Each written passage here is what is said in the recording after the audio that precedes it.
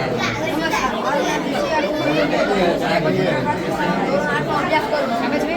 મારું નામ છે સોલંકી પ્રિન્સ જયસિંહભાઈ. હું કોટેશ્વર પ્રાથમિક શાળાની અંદર ધોરણ 7નો અભ્યાસ કરું છું. મારા વિભાગનું નામ છે આપત્તિ વ્યવસ્થાપન.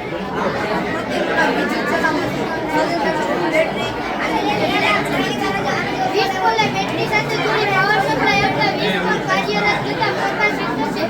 સમગ્ર સિસ્ટમમાં કંઈ પણ શોર્ટ સર્કિટ થતા એલ્યુમિનિયમ તાર પીગળી જશે અને તેથી પાવર સપ્લાય બંધ થઈ જશે. તેથી રેડ સિગ્નલ દેખાશે.